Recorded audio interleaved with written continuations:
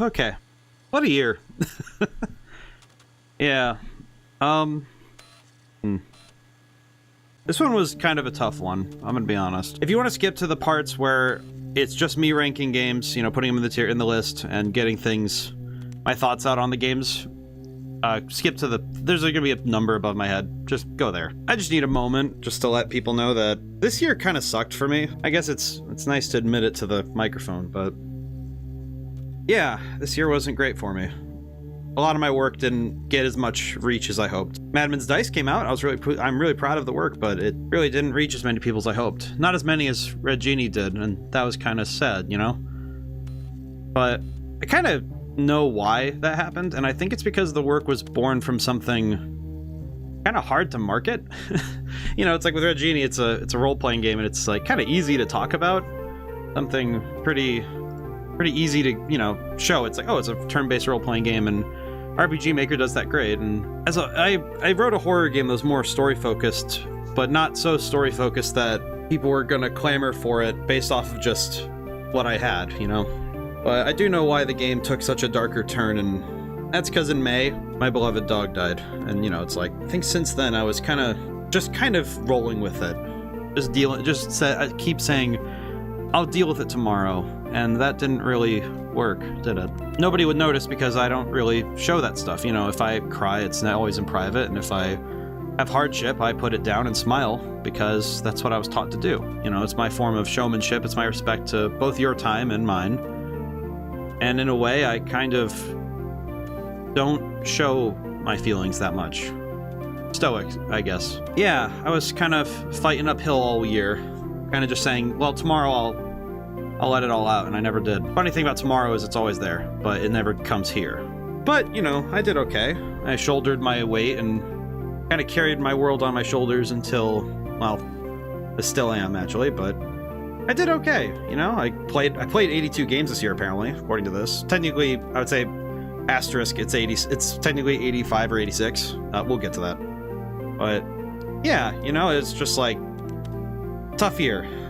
I did a lot of great work, you know. I finished the Green Walker saga, which that was fantastic. I finished that book. I was happy with that one. I wrote that, and that felt nice. And wrote some more music, which I'm looking to my left and seeing the work I did, and I'm proud of it. 2 music albums, Madman's Dice, obviously. I'm happy with my work, even if at times I wish more people saw it. It's like, that's not the point, is it? That's never the point when you make something that you love. It's about the joy of making something. So, this year will be better, and if it isn't, well, I'll yell at myself later. That's okay. I'll just keep smiling, I'll keep staying strong, and we'll get there, one day at a time. Sometimes the only thing I really worry about is, you know, making sure my body keeps up with my heart, you know?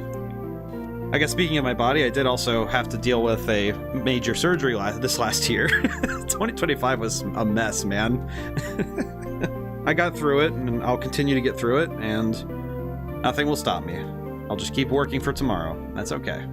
All right, so to the tier list. The criteria is still the same as every year. It's talking about overall quality of the game and how much I would recommend it to somebody else to play. This is generally just me kind of sorting my final thoughts on every game I played last year. This will also include a collection of games that I played off stream on my own time that I considered important enough that I should include. There's a couple on here that'll be surprises. Let's get to it. This is also not in a particular order. It kind of shuffled the order when I put it into the tier list maker. Oh yeah, Doom 64. We played this one on a stream. It wasn't super recently, but it was, I believe, in the month of November. But kind of funny because I played the Xbox version because that was what was available. It's on Game Pass, so I was like, oh cool, I'll check it out. But it's pretty much just another Doom game. That's how I understand it. If I'm not mistaken, I think it goes in B tier. I think it's kind of squarely a B tier game. I certainly would not say it's a bad game. I think it's mostly just that it feels at times like it's a bit confused. I think it's mostly level design clashing with character design, where the main character is very fast and has a lot of really fun mobility, but you get kind of stuck in a lot of tight hallways and level design that is kind of meant to restrict the player, which doesn't feel as good. The idea you want with a character like the Doom guy is that you want something that lets his movement really shine, but not on first playthrough. And the problem was that Doom 64, even when I had to replay a level a couple times because of death, I never really found faster ways to move. It was just mostly I had to sit in the back of rooms and deal with enemies from a distance, which wasn't as fun. There's another game on this list, Heretic, that kind of showcased why Doom 64 had some issues. I still had a lot of fun with it. I did enjoy some of the levels where they really let the player cut loose, because there are some levels that really shined and that was really good, but the experience is overall inconsistent. It's still pretty good, I think, for a weekend. If you just want a first-person shooter, you know, something older to play, I think it's great. Donkey Kong 94. Okay, this one was redeemed and I didn't even know it was on the Nintendo Online library, and I was very confused by it because I was like, what do you mean Donkey Kong 94? And then I found the game and I was like, oh, okay, I see, I understand. Honestly, I think the platforming was great. I think specifically the thing I think about pretty often was how you would move around the level, because there was like backflipping, there was all the weird acrobatic stuff you could do, and picking up barrels and platforms and such, and moving platforms and such. And it was a very good game. It was just very enlightening, I guess I'll put it that way, because it was one of those games where I don't think I was expecting it to be what it was. Put an A tier. I think it honestly was pretty fun. I think it's really funny because it's one of those games that reminded me, oh yeah, older platforming games had fall damage, and I never considered that. Just fascinating to consider how different Mario moved at the time, but also how much of that 2D movement in this game kind of translated to what he did in stuff like Mario 64 and later Mario games, where he's, you know, flipping and doing handstands, and all of that kind of feels like it started here. And I think it did a great job. And of course, it was a kind of like a puzzler game too, because you had to figure out stuff to get through, and that was kind of neat. I had a lot of fun with this one. Oh boy. I just saw what was next. Yeah, okay, here we go. So, Clair Obscur Expedition 33. Yeah, this is one of those games that's one of those once-in-a-generation type games, and it is exceptional. I will not deny it that. I do, however, have some nitpicks. And it actually is related to, in parallels with another game on the list, actually it's right diagonal to it. Clair Obscur feels like a much different take on what role-playing games can be. It plays the mechanics straight, but not the story. It's one of those games you should see. I think seeing the story firsthand, whether it be with a streamer, you know, you're watching their first playthrough, or experiencing it, you know, through watching gameplay or, you know, joining the community, I think seeing what people see is important. A friend of mine actually commented that I haven't seen half the game because I haven't done some of the side quests, which is true also Final Fantasy IX technically, but I don't feel dissatisfied having found as much as I did. You know, it's like Final Fantasy VII, where its reputation precedes it so far that it's very hard to engage with it fairly. I actually do have some nitpicks about Clair Obscur, one of which is tiny, and it's the one that kind of sticks in my head the most. I really hate dramatic slowdown on enemies when they do their attacks. You know, you learn their pattern, you're moving with them, and then they suddenly slow down an attack for much longer than you expect. It's the same thing that Elden Ring does that I kind of find to be a bit of a cheap shot. You know, it's an easy way to ensure that a player won't be able to perfectly get through a first fight. I don't know, it just feels kind of like, oh yeah, of course, you know, it's one of those things that happens. There are some other things as well. I think the layout of the world, much like, unlike Final Fantasy IX, where stopping in different areas is littered with a lot of characters, it's more about the party interacting with the world itself. And I don't know, I didn't find as many of the places to be fun to explore for the sake of learning more. It was that I explored them because they were interesting areas, but not so much because I wanted to know. It was just that I need to figure out how to deal with the next obstacle, which sometimes hurts. I think also the lack of a map in dungeons, which it's okay, it makes sense, but some areas are very large. A bit strange, but not particularly painful. And I think also the ending is quite a bold landing. And I think for some people, each act has the chance to shake someone out of it. Like I think the end of Act 1, the big event, I think that has a chance to shake someone out.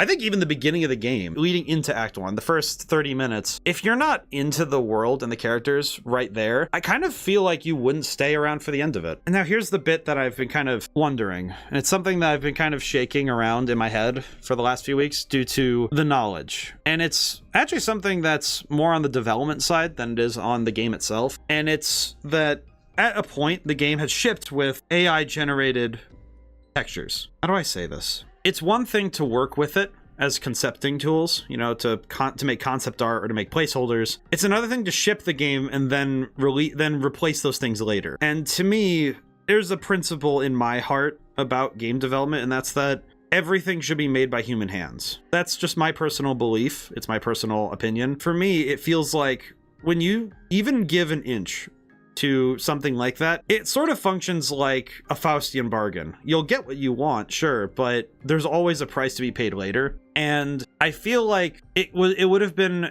very easy to just replace those textures before it shipped. It was an oversight. I think there's something about this game that has kind of sat in my head, is that all of the little things with it, the story is pretty good. The characters, I think the characters are better than the plot they're in a strange way. I think it goes to the bottom of A. Part of it is the little things. I think the parry system can be quite difficult. Like, it's parry, air, and dodge. While innovative and excellent, I think locks out some people who really enjoy the fact that turn-based games let them make their decisions. And simply tanking every hit isn't an option in this game, especially if you want to go to the higher levels. There is accessibility options for it, of course, but I feel like it's a thing that would definitely hamper some players, I think. I do also think that some parts of the story feel a bit strange. I guess certain characters, it's just because certain characters don't get a whole lot of focus, and that's sometimes a bit of a problem. And I would also say that the big twist feels a bit strange. Almost kind of like it asks the question, how much do you care about the worlds that we experience? And I think for some people, it would actually shake them out of the game. There are so many little things that I feel like would annoy someone out of the game. And of course, it's an RPG, so, the amount of content, the amount of time investment it takes to play these games can sometimes be hard to recommend. Do I think it's an excellent game? Yes. End result? Yes. Is it worthy of its accolades? I think so. But I don't think it's perfect. And I'm grateful that it isn't, because if it was, I feel like Sandfall would become way too complacent. Because I don't want them to stop there. I want them to make something better. And that's kind of my hope, is that they'll see the little things that they could have improved on and make an even better game the next time. Yeah, I think I wish I could expand more, but we do have a lot of games to go through, and I don't want to wait too long. Alrighty, let's continue. Anatomy. We've played this one, I believe, twice now. I'm gonna put it in its spot before I go quickly and explain. Yeah, I'm gonna put it here. I'll put it here. I think Anatomy is one of those horror titles that is very good. And it hasn't aged. Every time I go back to replay it, I haven't found myself dissatisfied with replaying it. It's one of those games that's creepy, foreboding, and excellently paced. It's marvelous. It's very, very good. It's made by Kitty Horror Show. I think Kitty Horror Show might be the best horror creator in the video game medium. I love the way that this is handled. I think the story and the ideas therein are exceptional. It actually inspired parts of my own game, and that's something I wholeheartedly will just admit. It's very much a game that inspires, and I highly recommend it. It's great. Next, Custom Robo. Okay, I see. Okay, this one's real good. This one I think will go here. It goes here. So Custom Robo for the GameCube. We only got to play so much of it on stream. I feel like I have to go back and finish it. We were doing a short playthrough of it, and I feel like I probably should go finish that maybe this year. I'll do that again. I feel like Custom Robo is one that stays exactly where it is in my brain every time, and I think that's mostly because of the way that it's been presented. Its graphics don't age. I think it's somehow made a art style and gameplay as well that is very hard to rust and weather with time. It's quite excellent. I think the story is kind of simple, but I think that's good for it. I think it makes the game easier to partake in. I think the main characters are fun. I like the cast. I think they're very good, and a lot of them are fleshed out, especially with side content you can do. It's very easy to learn more of the world, and there's 2 different stories technically. We only started the first one. The only thing that I would say makes it harder to recommend is that physical copies are hard to find, obviously, and because it's a GameCube title. And I think emulation might make it a bit awkward, only because I think a higher frame rate would confuse the crap out of me personally. But I think it's excellent. If you find a way to play it, I would recommend it. It's fantastic. Hopefully Nintendo will put it on the Switch to GameCube thing. That would get a lot of people to play it. I think that'd be huge. That's my wish list. Nintendo, please do it. The game of Sisyphus. The game of Sisyphus, yes. Honestly, to me, I remember I talked about this with Getting Over It with Bennett Foddy. The game of Sisyphus feels like a Zen garden to me, where, you have the little rake in the sand. You're sitting there, and the whole objective is not to win, but to do something different each time, to simply exercise mindfulness. It is not I'm going to put it below Doom 64. It's not a game that most people would have fun with. Most people, when their progress is reset, they find it very frustrating. It's very annoying. I understand, but I also find that the game of Sisyphus is very, for me, it's relaxing. I think it's very silly. It's literally you push rock uphill and they added obstacles to it. It's silly. It's insane. And it's a B game. And you know what? That's good. It knows what it is and it doesn't try to like trick you into thinking it's more. I guess I can imagine Sisyphus happy and that's okay. Alrighty. Dadish. I think Dadish actually goes below that. I think, no, you know what, it goes above it. I think it goes here. I think, you know what? It could be higher in B tier. I don't know. Dadish was pretty good. It was fun. It's a 2D platformer where you play as a little radish and you're looking for your kids. It's easy. You're a dad. It's funny. Your dad, you're radish, dadish. I thought the humor was cute. I think some of the boss design was a little weird, kind of too simplistic at times. I think it was just short enough where it's like it almost didn't work. As an experience, your goal is to replay it a bunch, I think, because you're trying to find everything. And it's very short. Honestly, I almost finished, I think I finished it in less than 4 hours. I think it was just about 4 hours, but it was one of those things where I was surprised that I was able to so thoroughly clean the game of all of what it could be. And that felt a bit strange. It's one of those ones where if you don't like replaying it a bunch, you'll probably get one replay out of it and then you're kind of done. That's not bad, but it's good. I think it'd be hard for me to recommend it to anybody who isn't looking for something easy to play right now. For most people, they want a little bit more meat on the bones, as it were. And I think this game just has it just being a pretty decent platformer makes it harder to recommend. It just feels like one of those games that was a flash platformer, you know, like it goes on you're on like a web browser. It feels like one of those got a content update and is just too big for a browser, but not big enough to justify a full release. But also there's like 3 other games and like 2 other mobile games of this, so clearly they innovated on the ideas. Overall, not bad. Let's see, Fallout 3. I played this one on my own time. I actually finished most of it while I was in recovery for my nose surgery because I was sitting there and I had to play games that I could be okay with not wearing my glasses, which Fallout 3 is not one of those games. But what I was doing was I was slowly working my way back up to wearing my glasses while playing this because my nose was really screwy. Honestly, I think it's going to be top of A tier. I think this one, it's just barely out of S tier because I think Fallout 3, the type of game it is, I think Bethesda style RPGs, it's like they're sort of like an acquired taste at times now. And I think specifically with Fallout 3, the problem is that I think the original story feels a little like there are so many decisions at the end there that feel like, okay, why do we have to do it this way? And there are some other nitpicks, I would say, with the story, especially because I think side quest ADHD is a real problem with these kind of games where you'll end up chasing a bunch of random threads across the world. And that's just what happens to you when you play these games. And it means that sometimes the main story can feel a bit muddy, especially if you get lost. Its gameplay is good. Overall, I will say about all the games so far, the gameplay is really good. Like, it's frustrating that all of these games, even like the game of Sisyphus, it's like snappy, responsive, keeps it together. And I find it fascinating that all of them feel good to play. Actually, looking at all of them, it still feels just as good as it did originally. I was also playing for main quest, so it was a bit strange at times. I kind of prefer 3 to New Vegas only because I think it feels more nostalgic. I think that's all it really is. I don't think New Vegas is better or worse. I think they're both about shoulder to shoulder. It's good.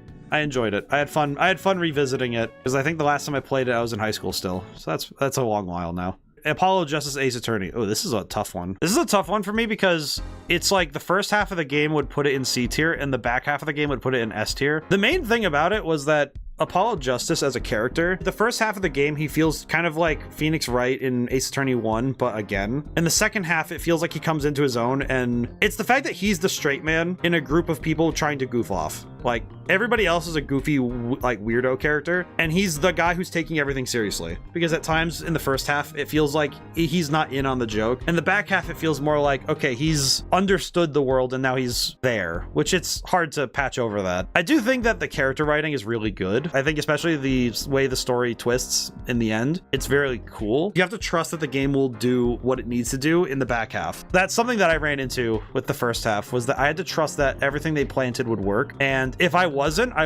there are many times I would have dropped out. I think I'm gonna put it in B. It's something I've been trying to work around mentally, is that the visual novel style it's sometimes a hard sell to people for recommendation. Trying to tell somebody, yeah, it's a visual novel, and it's like, okay, but you sometimes just have to tell them it's a great story, and you have to tell them to trust the game. And that's, I think, Ace Attorney in a nutshell, is you have to just trust the game will work. In terms of gameplay and in terms of, you know, functionality, it always works, but the premises are always wild. And you have to just trust that it'll make sense and have a resonance with the audience. I think specifically with this one, it's that you really have to trust that the back half of the game will be worth it. And it is, but it's also like that first half is really hard to get through if you've played the other Ace Attorneys especially. And if you're new to the series, I think it might be better because you don't have the memory of Phoenix Wright. It does kind of feel at times like you have to just hold on.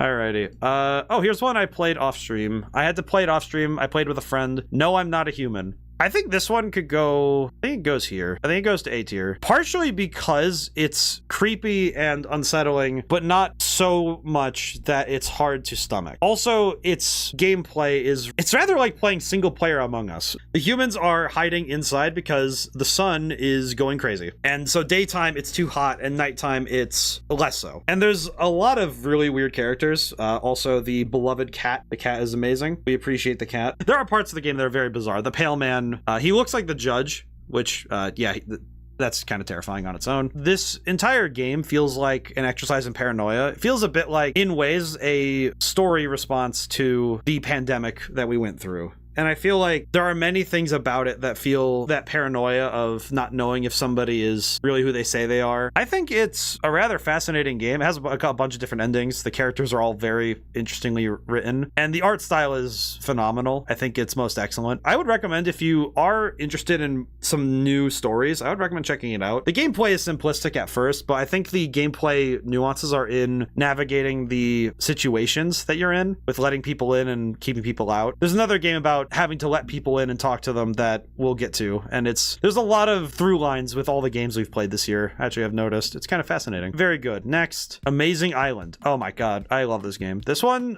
would I put it above Custom Robo? You know what, I would put it like shoulder to shoulder. I'd say they're equals. They're buddies. Amazing Island is a GameCube game that, for lack of a better terms, it's like if Where the Wild Things Are was in 3D, and also they play tennis.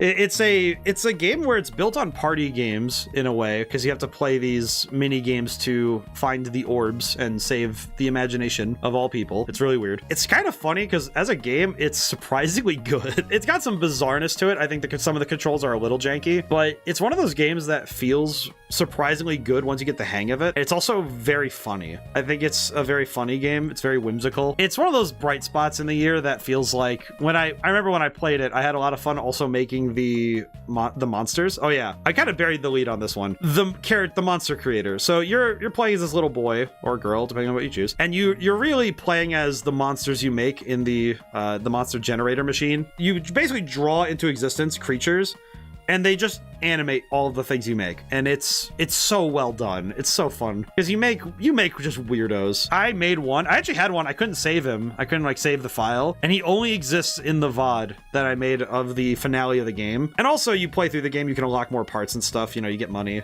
There's stuff to unlock. I think the thing I commented the most on was how polite the game is, or you have to say please and thank you for everything, and I found that very endearing. That was nice. I appreciated it. Overall, excellent game. If you can find a way to get it, I would recommend it. Physical copies aren't that expensive, but, you know, obviously you need a working Wii or GameCube, and also that's kind of tough, but, you know, there's other ways to play it. So I'd recommend it. Very good.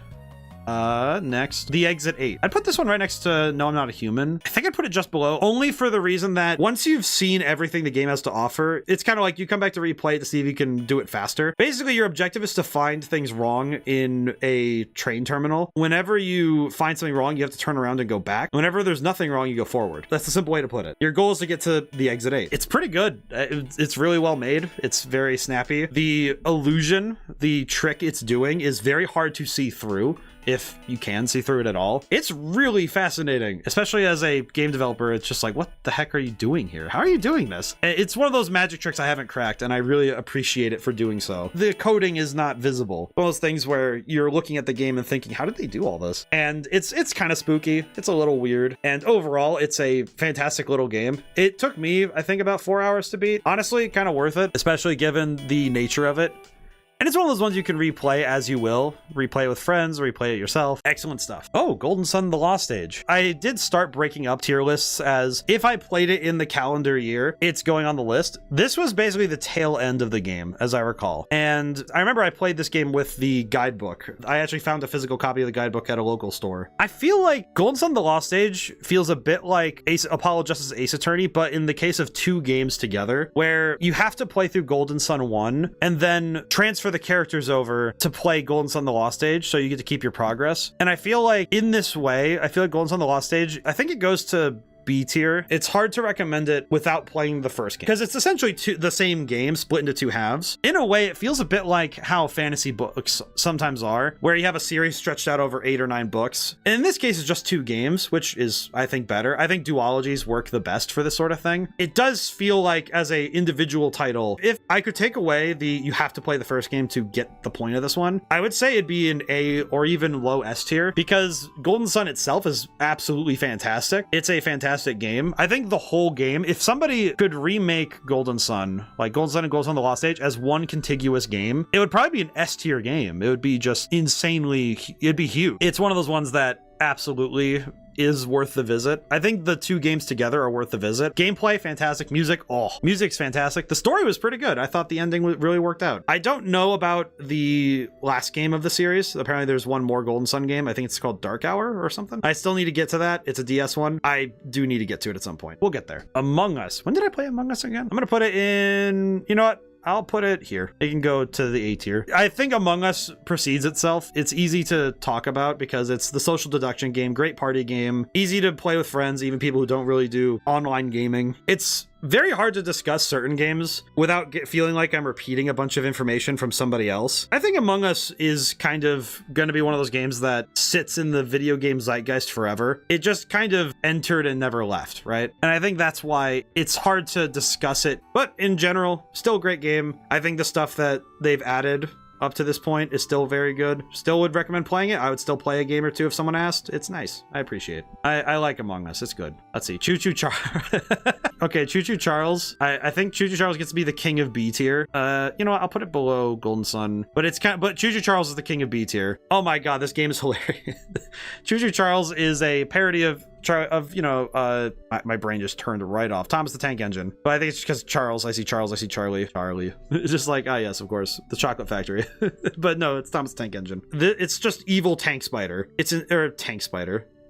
Tank Spider. It's Train Spider. I don't know. This game really warps my brain whenever I think about it. I don't know. Maybe it's a mimetic. It's a cognito hazard. I don't know. But anyway, this game is fantastic. It's so goofy. The voice acting is jank. The gameplay is weird. You're riding around on a train and it's hilarious. You have to fight Train Spider. I don't really know how much more I can describe it without it feeling like it is kind of scary if you're really bad about getting jump scared, which is reasonable. And overall, it's got some weird holes in the gameplay that are like hard to kind of ignore. I think the inability to fight enemies on the ground is a little weird at times. There are times where it's best to just run through things and grab things and just dip rather than deal with anything. And that can feel a little awkward at times, but it's definitely a fun ride. We played it in a couple hours. Me and a friend played it together. I think it's excellent. It is definitely a B game. It is one of those where I couldn't recommend it to everybody. It's got some weird stuff. It is a little jank, but it's fun. It's a great game. Final Fantasy 9. You know what? It's S tier. It's S tier. Everything in my soul says it's A tier. Just keep it in A tier. I'm like, no. I think the reason why my brain puts it to S tier is because it's earnest. It's not the best Final Fantasy game. It's not even my favorite, because 13 will always hold that spot, and that's hard to kick. I think 9 is probably one of my favorite games I've ever streamed, even though I really got frustrated with it so many times. And I think it's because for every idea, there was something I was saying, well, why didn't they do this? They could have done this. There are things that I was like, oh, they could have done this better. They could have done this better. And then I stopped after a moment and realized, no, they couldn't, because there were so many ideas that my brain thought, well, why didn't they do it this way? It's because this game is the closest to the 2D era, from what I understand, and it's maxed out what the system it was on could do. And I think that's kind of what struck me, was that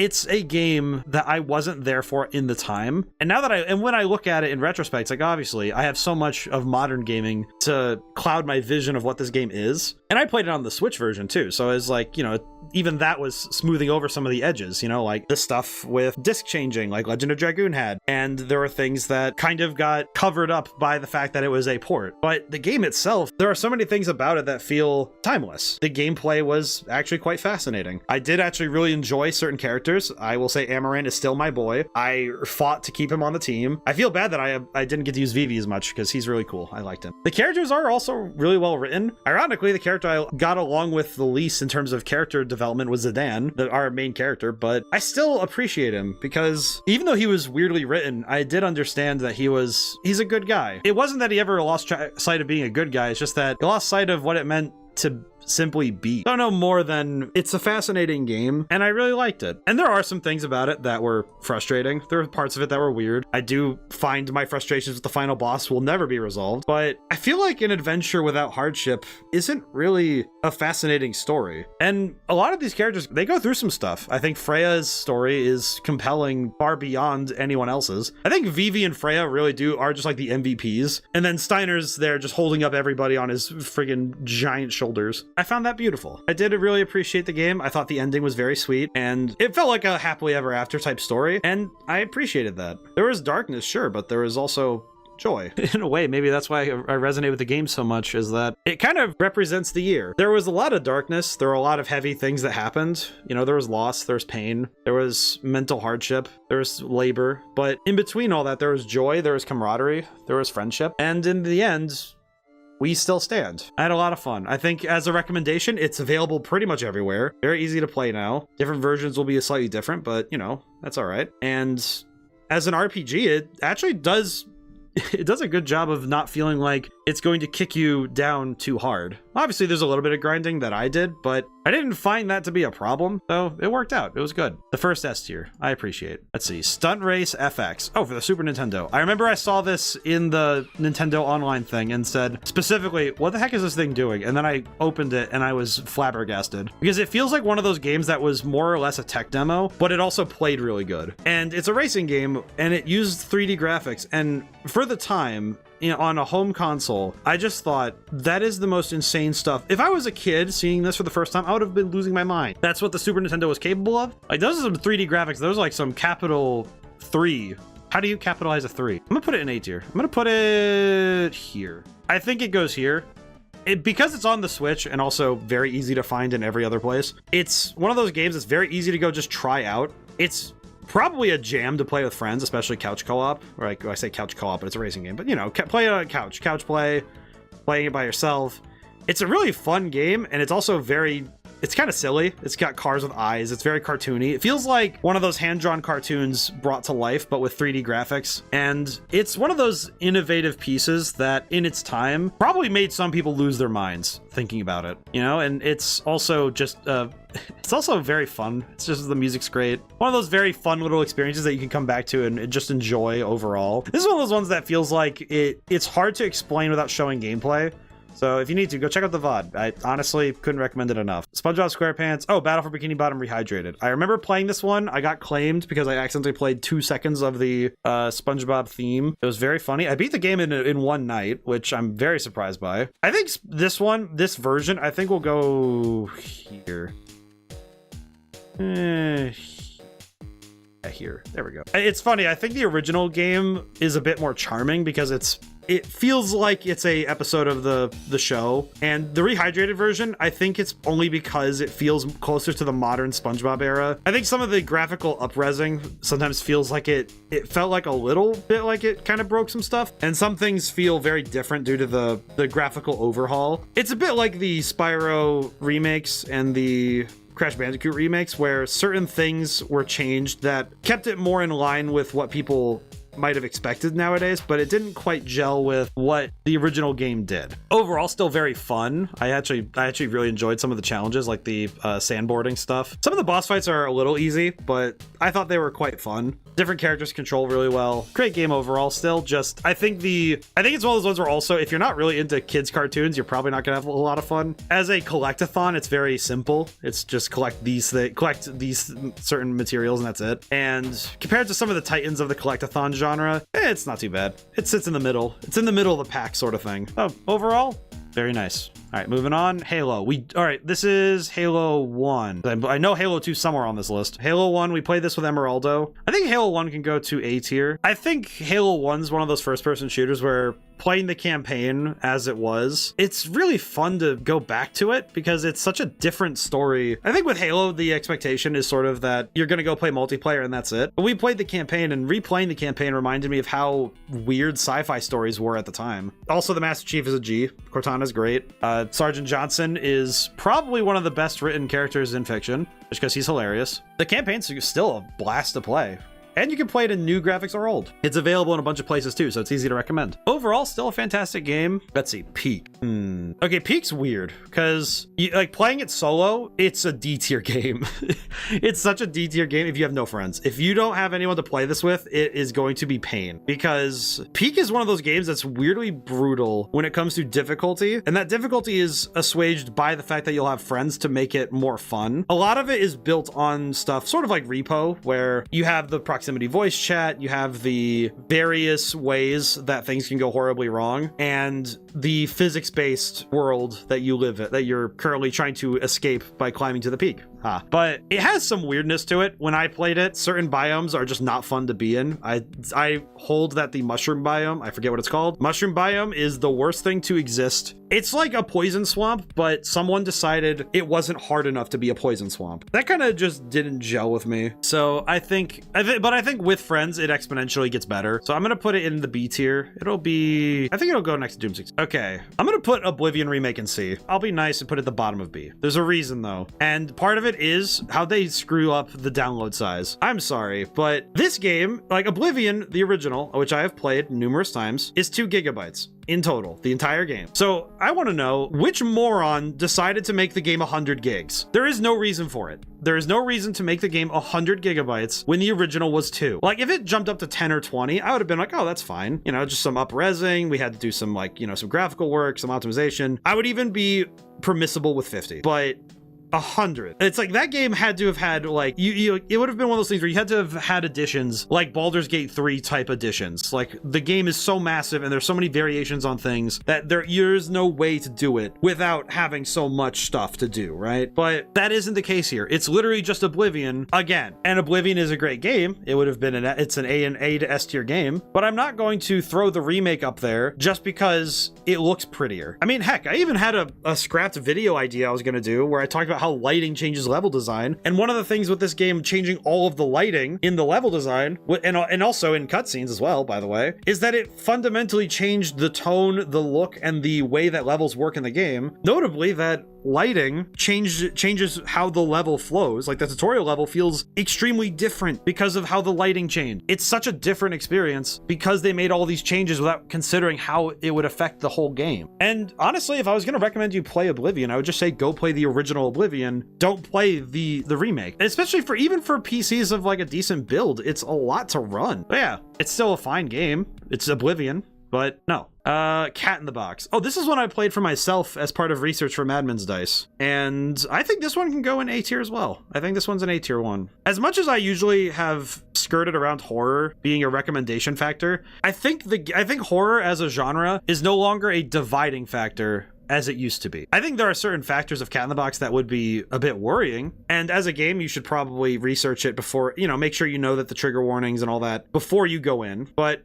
honestly, it's a fantastic little story. It's short and sweet. It's very well made. It's an RPG Maker game. And there are some little things. I think there are some encounters that are very hard to survive without crashing into them a few times. The game itself really does handle itself well. I think its resource system is fine. It's a very well handled story. And I liked how it it handled its scares. Very good game overall. It's kind of like the spiritual successor to what Mad Father was doing, but in a different direction. Clover Pit. Okay, Clover Pit's one that I have frustrations with. The main frustration being that, unlike something like Balatro or other roguelikes, where once you have an idea of how the game works, you can probably consistently hedge your bets and, play the odds to handle things. The player skill is very much a factor. Clover Pit doesn't have that. It's still, at the end of the day, even with a perfect build, a whole lot of extra work done on your end to do meta progression, you're still just playing a slot machine. And overall, that's okay. But I think this one can go right near the game of Sisyphus. I think if you're willing to keep playing the odds, you will eventually crack the game and break its numbers, which is what I did. By the end of the stream, I was able to break the numbers. But I think at times it lends into frustration very easily when no matter what choices you make, the game will find a way to win. The house always wins. It's not bad. And it's also available in many places. It's a pretty solid game. I think its implied story is very interesting, if a little bit bizarre, frankly. I don't really know what it's going for yet. I played some more of it off stream, and I did kind of find myself a little bit blunted. After a certain point, when I got a specific run actually killed my playing of it off stream, that I got triple sixes twice in a row, pretty much proceeded to get nothing from the rest of the spins I had. And it kind of made me realize, why am I playing this when I could be playing something that has more player agency? And random chance without player agency, without the choice, feels a bit like you're just rolling dice. And that's fine. Flipping coins is fine, but Fear and Hunger actually handle that quite well, that you have to flip a coin to deal with some things. Okay, Wizards and Warriors. I remember this one. This one was recommended to me. I think this one can go near Choo Choo Charles. Mainly because I think nowadays you'd have to emulate it to play it. You're not really into it. If you want original hardware, it's probably hard to find. It's an NES title where you play as a knight and you find magical artifacts, and your goal is to slap a wizard and save a princess. That's your goal. That's the entire game. But the game itself, the gameplay is actually really fun. I think the music was rather excellent. It was really funny at times too, and the game lends itself very well to some silliness, and the boss fights some of them are just interesting, like the Tiny Man. It's one of those NES titles that feels like it gets swept under the rug very quickly. It reminds me a bit of my beloved Phantom Fighter, where it's one of those games that the NES had many gems, but not all of them really got to get the sunlight. And I think it's one of those ones that more people should see. It's very fun. The level design was very good, despite it being at times a bit of a maze. It worked out well. I think it was surprisingly easy to understand, and the gameplay really lent itself to some fun exploration and some goofiness. And of course, the wizard is the funniest boss fight because he's bright pink and teleports everywhere. So overall, good stuff. I like that. Let's see, Super Mario Land 2. I think this one can go right up next to Donkey Kong 94. Similar reasoning, where seeing what Mario was and seeing what Mario does was a lot of fun. And I think the overall gameplay was really good. The levels overall were a little bit easier than I expected. It was just one of those ones where it's hard to say, okay, I don't recommend it for certain reasons. Like, no, it's available everywhere, easy to recommend because it's a fun game. And of course, the area you're in is the overworld is charming, sweet. I like the music. It's one of those games that I think people forget about sometimes. It's not like the most famous Mario game, but I think this one really deserves more attention. It's really nice.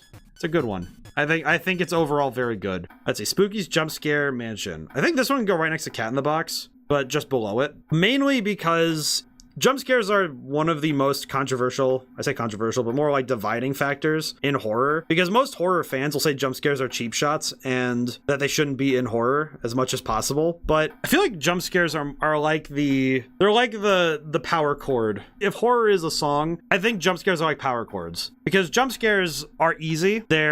They work in pretty much every scenario, and if you overdo them in a composition, it can be very easy to be bored, because it's in a way predictable. But I think that the way that this game handles its scares is ironically a lot more sophisticated than just jump scaring the player a ton, because at times the game knows when to leverage its own name against you, that it will use the fact that you expect something to unnerve you because you're going to turn corners and think that something's going to happen. The game knew when to turn off the lights, turn off the sound, and force you to go into a silent room. It did a really good job of keeping a hand on the ambience. Having a tight control over that sort of stuff is really important for horror, and I think the game's name kind of hides its most impressive features. And of course, also the story within is quite interesting. There's also a new version of it, the HD renovation, that I believe is more impressive than this one. I would recommend checking out both versions, in sequence. Go, first one, then go second one. I think it's a fantastic little game, and also very easy to replay. There's a lot to do. Let's see, How Fish is Made. Okay, that's going right near Clover Pit. Okay, How Fish is Made is a very small title I played on my own time. How Fish is Made is probably one of the grossest games I've ever played. You play as a fish, you flop around,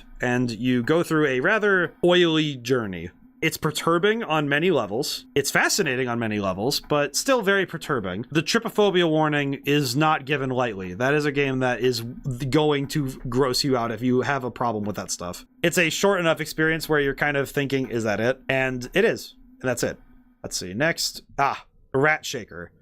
I think Rat Shaker is another example of having tight control over the vibes and the tone can make a game both scary and, in a way, funny. Rat Shaker's tone oscillates so rapidly between comedically masterful and outright perturbing. It feels much like an M-rated Courage the Cowardly Dog episode. To be entirely honest, I don't think I'd want it any other way. It's probably one of the best games I played in the year, just in general.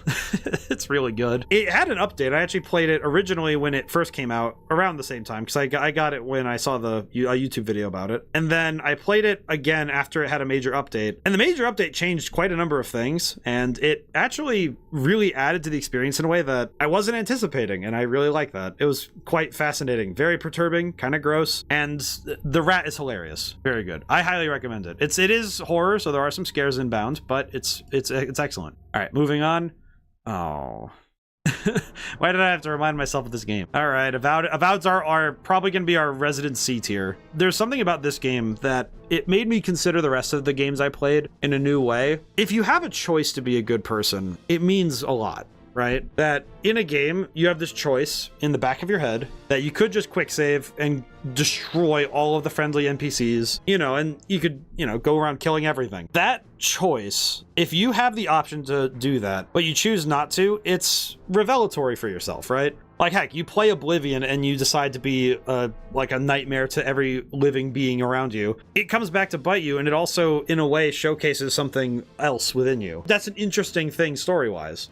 And in many other games, it feels like making important choices about your own moral standing matter. And that can really affect how you play a game. Avowed doesn't let you do that. The game says it has choices, and most of them are basically the same, like a slightly different path to the same outcome. And it's not a very fun story. I think Avowed really doesn't handle itself well. Not to mention the fact that gameplay-wise, it's just Oblivion light. It's not particularly exciting. I found myself very frustrated because I played it for a full weekend and thought, it can't be this bad, right? I found myself more and more flabbergasted that this game exists. It's probably my new favorite punching bag for how not to handle a story. It feels like it knew all of its inspirations, its resources, and said, if we throw a new coat of paint on it, no one will notice. It feels very derivative as a game. So yeah, I'm not talking more about it. I want to talk about other stuff. Oh, Peggle. This is one I played off stream because the first couple of days I was recovering, I had to take my glasses off because I couldn't wear glasses with a giant bandage on and in my nose. So I had to pick a game that I could play without having to see that, well, at least with,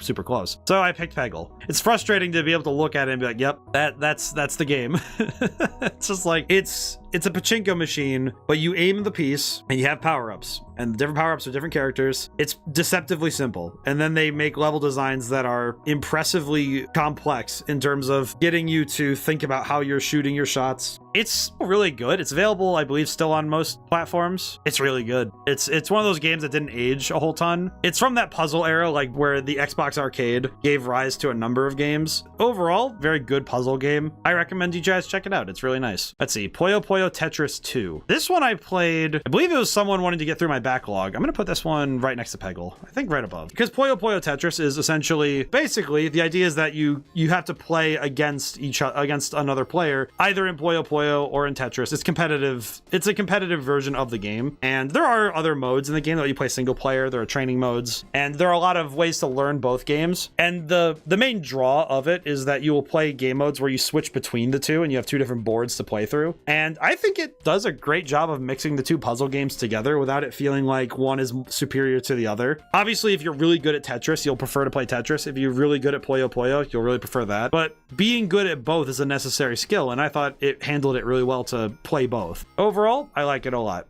It's a great one. Let's see. Thief. I think Thief is going to go next to Choo Choo Charles. I don't think it's even because it's a bad game or even that I wouldn't recommend it. It is only available on so many systems, and I think it's mainly just genre. It's genre, but not in the sake of horror specifically, though I will say there's a level I'll need to talk about. It's mainly just that I think the story and where it leads the levels to inadvertently kind of makes the game feel very strange. It gets very supernatural very fast, and you spend less of the game doing its titular, thieving stuff, because the first levels are very focused on doing thievery and actually breaking into places and, being a thief. And the Master Thief Garrett is he's pretty good as a character. I don't think he's the best protagonist we have on the list. He's not particularly emotionally resonating. I think the story takes too many left turns. It also feels like it tries to do too much at the same time with its supernatural elements. And it doesn't feel like it ever explains enough to feel like it lands on a steady resolution. And of course, I mentioned earlier, the gameplay takes some turns. The game itself really dives into the supernatural, and I feel like it does so at its own detriment, because there are times where you just want to be running around doing thieving, which you have side quests to do, which help with that, but the main story is so far outside of focusing on being a master thief that it doesn't quite land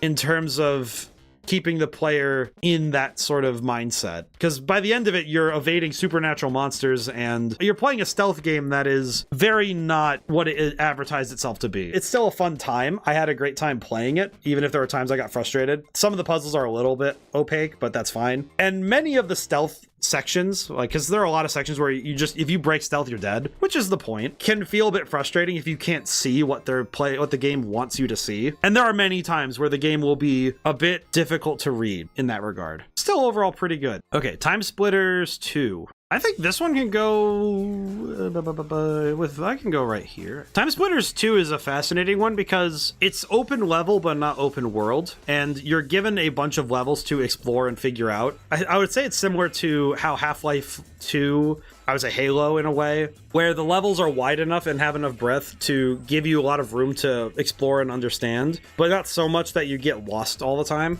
Actually, I guess Doom would be the closer falling points, huh? Like the original Dooms. It's quite fascinating. It's a really interesting relic of the past. I got it at a GameStop. I actually found the GameCube copy at a GameStop somehow. I had a lot of fun playing Time Splitters. It was a little strange at times, a little janky, and some of the challenges were outright crazy. I enjoyed it, even if it was very bizarre at times. And of course, the time jumping of the story is so weird. It lets you just do whatever you want level design-wise. So they were just having fun with the style, the aesthetics, the weapon choices. They were having fun. And it was quite good. The gameplay was quite competent. The overall level designs were really good. By the time you get through the game, you find that you understand it very well, and it's handled itself very well. I like that one. It was really good. I had fun. Let's see. Next is L Sword. L Sword can take its spot. I think it'll go... No, it'll go here. It'll go here. Still A tier. It's an MMO, so I think if you're going to play it not like an MMO, it's harder to recommend. We've come back to it, I think, every year at this point. It's the beat 'em up hack and slashing MMO game. It's still really good. I think the parts of the story we got to helped illuminate some more things about the world. I still don't fully understand the lore of the game, but I have fun every time I play it, and I recommend people check it out. I know people say to get the independent browser, don't play it through Steam. I would also agree with that. It's still really good. I'm happy that I keep coming back to it. It's a bit strange now because I play it so infrequently that I always feel like I get more and more lost every time I play it. If you're gonna play it, I recommend playing it, more than once every couple months. Overall, still great. Let's see. Oh, Dead as Disco. I only played the demo of this one and it's going way up here. I think, you know what? Yeah, I'm gonna put it up here. I want it way up here. Just because I really want the devs to get the attention they deserve, and I hope people will pay full price for this one when it comes out. The Dead as Disco is basically a rhythm-based 3D arena, I'd say arena brawler, but it feels very similar to Batman Arkham Asylum's fighting system, tied to a rhythm game, and it's doing so with a neon disco looking aesthetic, and it is insane. The best way I can describe it is that it is gas. The aesthetic is fantastic. The original tracks they have for it already are really good. It's still in demo. It's still a demo. It's coming soon. I hope it comes out in 2026. I will play it if I can help it. I'll play it again. I'll talk about it again. I like that one a lot. It's real good. I should probably put it at the bottom of A just because it is technically a demo. So it'll share the space with Clair Obscur for that reason of it's a demo. So I don't really have the ability to do more with it. Pure dopamine. Very excellent. Oh, hey, look at that game. Oh boy, I get to talk about my own game now. How do I talk about this?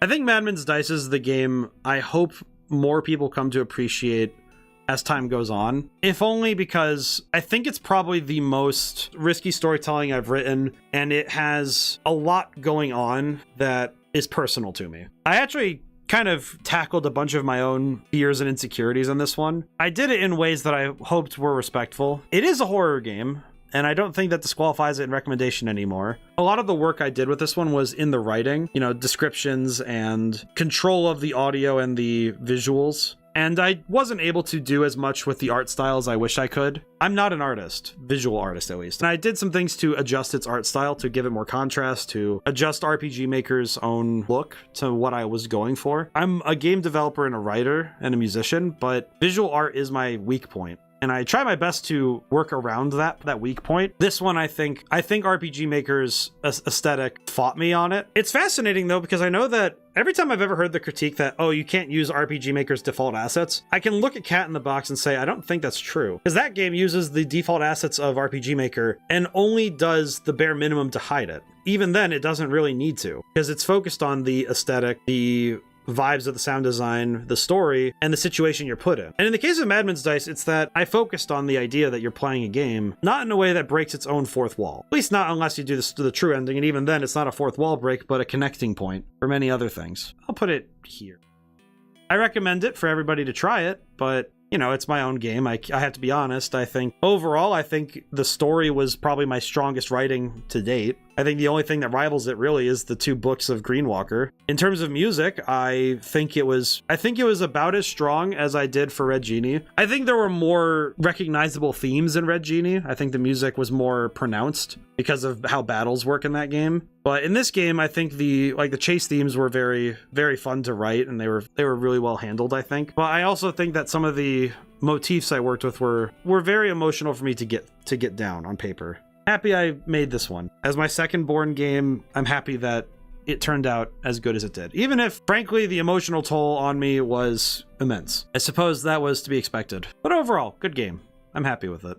I'm proud of the work. Alrighty, let's see. Genesis Noir. This one I think I'm gonna put here. Genesis Noir is a fascinating game because you're exploring the events that preceded and followed the death of a loved one, how much the guy was willing to go through to have the chance to bring her back, and it's a fascinating story about how grief affects us, but also in how the world moves when we do. The aesthetic is sublime, frankly. I think as a experience, it's very hard to read without multiple playthroughs unless you're really able to keep up with it. Overall, very good though, but harder to recommend, I think. Let's see, Slay the Spire. Let's go to the next game. I'll just put it up here. I think I've talked about Slay the Spire a couple times now. The deck building roguelike, excellent. Still very excellent. I played a little bit of it at the end of a stream, I believe. Overall, still very, very good. I recently was able to get it for PC. Still excellent. Slay the Spire 2 will come out and ruin people's work schedules. So I'm excited to see what Slay the Spire 2 has. And Slay the Spire 1 is still a timeless classic. Let's see, Enna Dream Barbecue. I'm gonna put that one in A. And I think my reasons for putting it in A are similar to my reasons for like Dead as Disco. Actually, I'll put it above Dead as Disco because this one's a full release. Because Enna Dream Barbecue is frankly one of the most bizarre games you could ever play. It feels a bit like you're playing through a fever dream, and that's the point. It handles itself very well. I think the gameplay is very simplistic. The puzzles and solving where you need to go in the world to find everything is the fun part, and the exploration is the joy. And it's a very short and sweet experience. I highly recommend it. Very silly. Do not go in expecting a solid through line. Let's see. Don't Die. Oh, I remember this one. Yeah, it's another RPG Maker title. It's very strange to play through. There are many things that will kill you on accident. You know, there are just many accidental deaths. Many things that will just kind of happen. And you have to do things in very specific orders to handle things. It's a very odd little story. I think this one will go right here with how Fish is made. I can't really recommend it to everybody. I think it's certainly one of those ones that feels like it's doing a thing. Some of its jokes land, some of its things really don't. But I think it's a funny experience. It's certainly a short experience too, so it's not exactly a comprehensive tale, and I don't really know what it's trying to say either. Not bad. The Legend of Dragoon. Okay, this one's another S tier. I think it goes... I think I'd like it to be shoulder to shoulder with Final Fantasy IX, though I think I'd put it slightly above. Only because I think the gameplay of The Legend of Dragoon is absolutely some of the best I've seen. And I think the combination of the combos, the system that it uses for its attacking with the QuickTime events, similar to what Clair Obscur did. I think the way that Legend of Dragoon handles it and makes it more of a kinetic experience rather than... The difference being is that Clair Obscur does it with a slowdown and here's your inputs. Legend of Dragoon keeps everything moving in real time, and you have to play it almost like a rhythm game when you get to that point. Sort of like the Mario and Luigi series of games. Dragoon transformations are very cool, and there's a lot of fun to be had there. The game itself has so many different ways you can play it due to just how different each character feels, and every character's story feels involved. I think the only character who is sort of has an issue with this is the archer, Shauna. The game as a whole really does handle itself almost frustratingly well. Graphics are really good. I thought the way they handled certain shortcomings of the PlayStation was really good, and the way that the game looks, the music, the sound, like the sound design, it's one of those top tier video games that I'm happy I got to play because somebody pulled it to my attention. I loved it to bits. Probably going to be one of my favorite games across my streaming history. It's surprising to me that every character gets a reasonable amount of screen time. Even Shauna gets a fair bit to discuss things and be part of the party. And of course, Shauna and Dart are adorable, so that's great. Yeah, overall, fantastic. Let's see, what's next? Naruto Clash of Ninja 2. I think this one, as I love this game to bits, I'm putting it in B tier.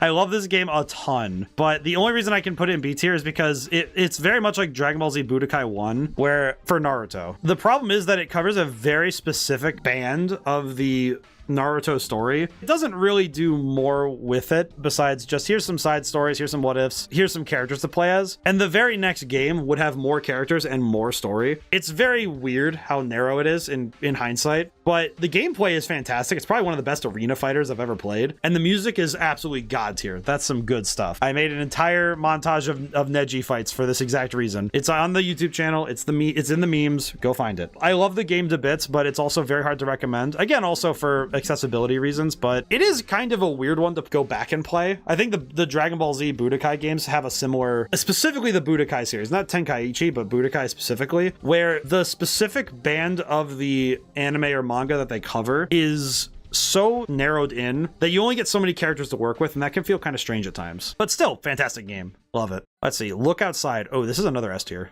I think it'll go... I think it's up here. I think it's up here. Look Outside is probably one of the best role-playing games of today. Like, if the two next to it are some of the best of all time, I think Look Outside's the best of today. If you're gonna go play this game, body horror warning. Like, Cronenberg body horror warning. Like, it is absolutely gross. But it's also a very heartfelt and sweet game. It parallels No, I'm Not a Human in the regards of, we need to let people in to be more complete and to be able to be part of our world. We have to be able to look not just outside but inside to find all of the things we need to understand our world. And it's a very eldritch horror type game. Its gameplay is fantastic. The music is probably some of the best soundtracks I've ever heard. I would even put it above some of the games amongst the S tier, because some of the boss themes are absolutely ethereal. Some amazing music. I was able to get one of the best endings of the game. I was able to bring all of the correct offerings, and I'll be honest,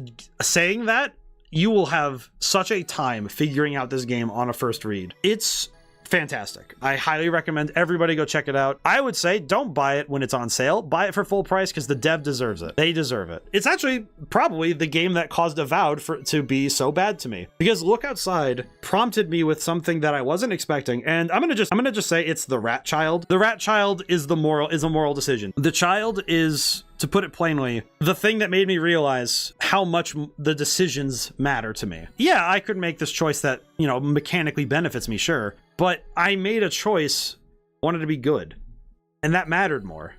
But when it's not a choice at all to be good, that's when it doesn't matter. This game, Look Outside, gives you the choice to attack everything. You could attack every single person, every single NPC. You could do that. But why would you? Because not everybody is an enemy. appearances are only the outside. And there are a lot of characters that if you just attack everything that looks like a monster, you'd be missing out on so many things. So yeah, it was really good. I appreciate this game. Look Outside's great. Go play it. Go play it now. Let's see. Dead Space Remake. Ooh, I think this one's an A tier. Put it up with Halo. The Dead Space remake was quite good. It's very much like, you know, obviously it's very much like its original, but its changes are meaningful enough to warrant the remake, and its own design choices, the things that it changed, really did make an impact on the gameplay that I wasn't expecting. Obviously the story is still the same. I think and even the chapter names are the same, so the twist is still the same. I do think that they toned down certain weapons a little bit. Namely, the plasma cutter is a little bit less overpowered. You reasonably shouldn't be playing it with only the plasma cutter. I did because I'm a menace. You know, it's pretty much the same gameplay. And the gameplay of the original was fantastic. So that works out really well. Very good. It's very hard to say more on it. Besides, it's excellent. Go check it out. Be mindful. It's a genuine horror game. Let's see. Sonic Robo Blast 2. I think this one's going to go down with Dadish. A very competent and well put together game with some points of frustration. I think Sonic Robo Blast 2, like, because I played through the Sonic story. I just played as Sonic and played through the levels that as put in. Kind of short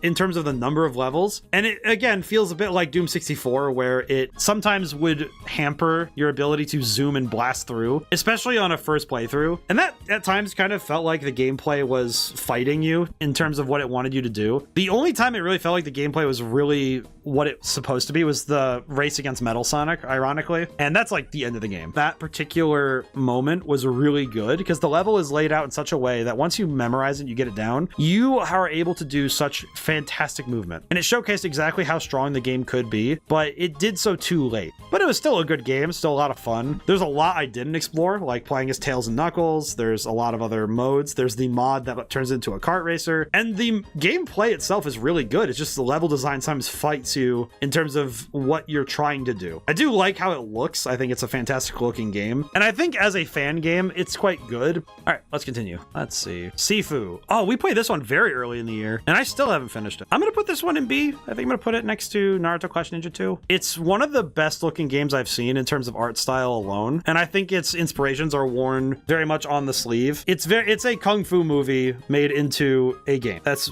essentially what it is. It does its thing extremely well. I think there are points of it that are a little frustrating. I think some fights feel like too much to handle at one time. Some of it does rely on you're going to play through this level a bunch of times to really get everything out of it. And that's fine. But with the number of levels it has and how some of the enemies work, I felt that at times it was expecting you to die a lot more. That felt a little awkward, especially if you're trying to get a very good run. Overall, it's still a great game. I think people who aren't into the beat 'em up style games are going to have a harder time getting into this. I think one thing is that if you haven't watched the movies or at least have an interest in like kung fu and martial arts movies, I don't think this game will have a whole lot of references you'll get. You know, sort of be like you'll see this shot or you see this thing and they'll expect you to be in on it and you won't be. And that might lose some of its impact. Overall, still good though. Still fantastic. I think it's very well made. Overall, very nice, very nice. Let's see. Caesar 3. Ooh, Caesar 3 I'm going to put it in the A tier with... I'm going to put it right below Spooky. I think Caesar 3 is a management style RTS. I say RTS, but it's a sim game. And your objective is to manage and maintain a Roman city, which is a very specific era of time, a very specific sort of place to be mentally. And in terms of historicity, it's very, very well done. I think some of the stuff it does is very cool. The instruction manual is a goddamn textbook. I really thought it was funny to read it. There's a typo I've kept as a picture because it's so good. But it's such a product of its time. It's very easy to understand what you need to do and what needs to be done. It's really in-depth. It's very fascinating. I personally played it with the Julius mod, which basically maintains the original game's design, but gives it the graphical adjustments necessary so it runs on modern hardware. There is also the Augustus mod, which actually makes gameplay adjustments and balance checks and makes the game far more playable to the modern player. Both mods are very easy to acquire and both are very easy to play with. I personally like the Julius mod more because it makes my brain hurt, and I like this game's jank a lot, and I very much adore its old school feel. Game is fantastic. Excellent game. Let's see, Magic the Gathering. Ah, yes. Okay, so this one's one I need to explain a little bit. We've had 2 streams this year. We did one where I opened Magic the Gathering packs because I got 2 booster boxes near the middle of the year because I ordered them very early once I found out about the Final Fantasy set for Magic the Gathering. Because for those who have been around me for more than 5 minutes, I am a staunch trading card game player, and Commander has basically been my Fridays every week. But every week I go out and I go and play Magic. And the second time we did a stream of this, I actually played Tabletop Simulator and played Commander on stream. It is very solidly B tier for me. So in general, Commander as a card game, very fun, but it is an investment. I think, thankfully, with Tabletop Simulator allowing people to play the game without having to make any investment, being able to try out the game is definitely going to help it out a lot, especially on the recommendation side. But trading card games are a bit of a barrier to entry in terms of figuring out how to play. I think figuring out the game at first is going to be the hard part. Once you get in, you're good, but it's very hard to start. Overall, still very good. I enjoy the card game. Let's see. Greener Grass Awaits. I'm going to put you in A tier with Rat Shaker. Playing Greener Grass Awaits was one of my go-tos. I really love this game. It's golf horror. It is a golf game. It is horror. It's still a fantastic game. I think the hybrid of a sports game and horror really works, and the mechanical shifts that they have throughout the game feel like their own twists in the story, and it worked very well. Still a fantastic game. I have other thoughts on it last year that are still very prevalent, so I'd recommend checking out the other tier list and seeing what I said there to get the rest of it. Let's continue.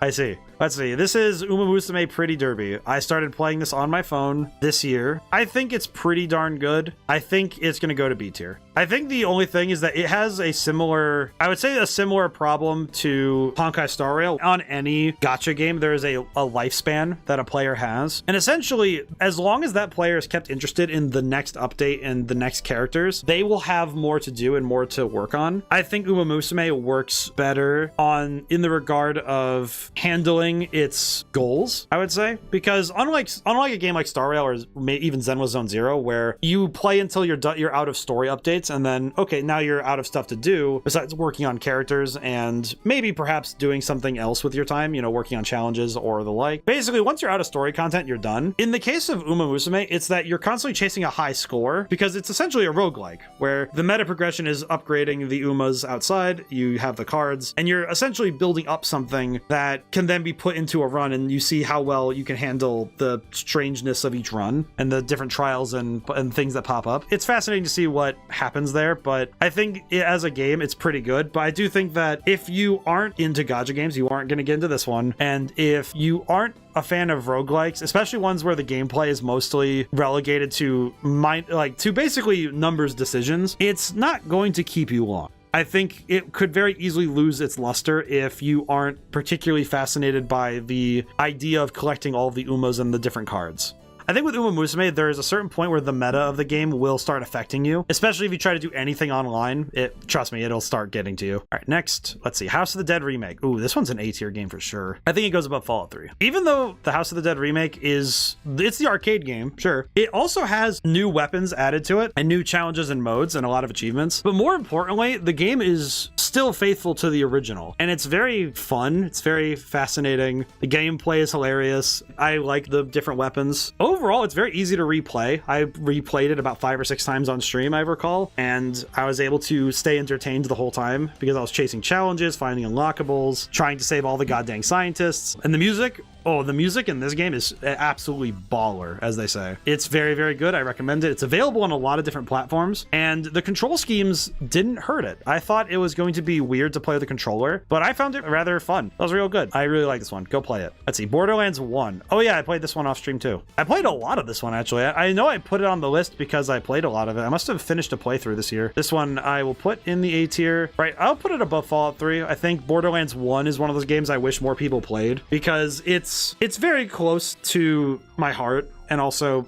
Borderlands 2 shaped up the gameplay to what it would become, but Borderlands 1 proved the concept. And there are things about Borderlands 1 that on the replay I did find a little bit tiresome. I think if you've done the quests in Borderlands 1, you've done them all. At least you've done them enough times. You know, I think when you've played through the game, you're only doing them to level up, not to revisit some of them. Because some of them really are just you go to a place, you fight enemies, and that's it. It's not as much like Borderlands 2 where there's a story and a whole lot of jokes and gag. Still very fun though. Very excellent. Great game. Yu-Gi-Oh! Master Duel. I'm going to put it below. I'm going to put it on, you know, shoulder to shoulder with Magic. I think Master Duel has stayed healthy, though I do find at times, I know that modern Yu-Gi-Oh! Is having a lot of issues, but I think both card games are in a spot where they are tentatively healthy on the player side. If you're on the competitive side and you are interested in playing the game on a higher level, these games will frustrate the crap out of you because of how they're doing cards and how cards are being made and the new sets and all that. The games are still fun to play. You can go back and play it with older cards, and you can obviously, if you're playing with friends, you can decide how you're going to play. So it works out very well that you can play these games as card games outside of I need to play the highest level. And that's something I think affects a lot of games. I think even Uma Musume, some of these other games on the list, where if you're playing them for the sake of playing them for yourself, you will find more fulfillment than if you're trying to play them for competition or for I want to do the most optimal thing ever. Because I don't think optimization will make the game more fun. It'll just let you learn more about the game, and then you can find your comfort zone for what is the most fun form of. I like how I play. I like where I'm at. I don't need to play too much faster. I like that. A game about digging a hole. I'm going to put this right next to Dead as Disco. I think just below it. I'm going to be honest, it's easy to recommend because it's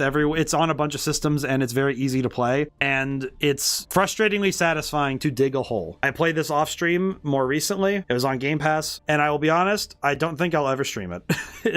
It is, to put it plainly, not much more than you are digging a hole. And if I have to explain the appeal of digging a hole, I don't think you'll understand it. At the end of the day, fantastic. I had fun with it. It was a good time. And it's easy to throw to somebody and be like, hey, you should check this out. It's a weird game. It's great. Repo. I think Repo's going to go next to Peak, but it has the asterisk of I think Peak's a little better because I can play Peak unmodded. I can't play Repo unmodded anymore. And I think that affects a game's space in my head, you know? If I have to have mods to make the game the best experience it can be, I think that can affect my perception of it. And Repo is still fantastic. I played it on a few different times. I played a few different times with a few different people. Very fun game, but at the same time, I find that at times it has the issue of certain gameplay mechanics once they get patched over once by mods, it's very hard to go back from that and play the game normally. But overall, still very funny. You know, Repo's a very fun game, very silly. It's great to play with friends. Again, if you're playing solo, it's gonna hurt, so make sure you have some friends to go with us. Bayonetta. Oh, that one goes to A. That one goes near... I'll put it up with L-Sword. Bayonetta is fantastic. I did not actually know what I was getting into playing the game. I've played other games that have a similar sort of like, you know, the hack and slash type stuff, but I haven't played Bayonetta, and now I see why people love Bayonetta, because the gameplay itself is absolutely amazing. It's downright hilarious at times. And also, yes, Bayonetta is herself part of the draw. She's amazing. She's fantastic. She's also a very well-written character. Like, by God. Overall, fantastic game. All right. Elden Ring, Night Rain.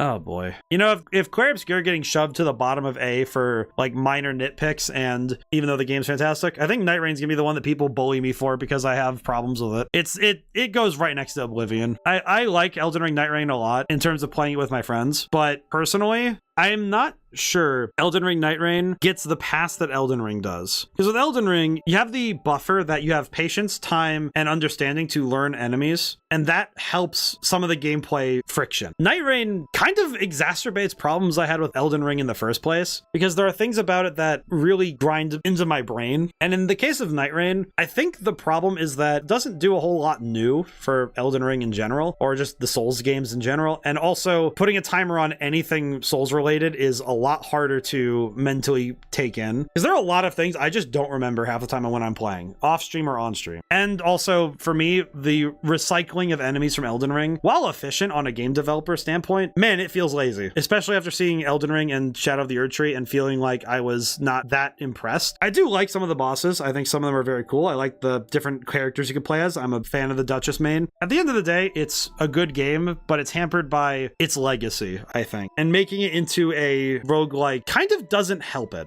It is a well-made game and a well-designed game, but it's harder to recommend too, because anybody who has hangups about Souls-likes will already have a problem with it. And anybody who doesn't like roguelikes or battle royale style things like, you know, storms that encroach upon you will probably also have problems with it, because it enforces a stressor on the player that makes them have to rush. And those things will probably weed out a fair number of players before they ever pick it up. I think for those who aren't a big fan of Elden Ring will find Night Rain to be not much different. But overall, still good. I still play it. It's just at times I find it very frustrating.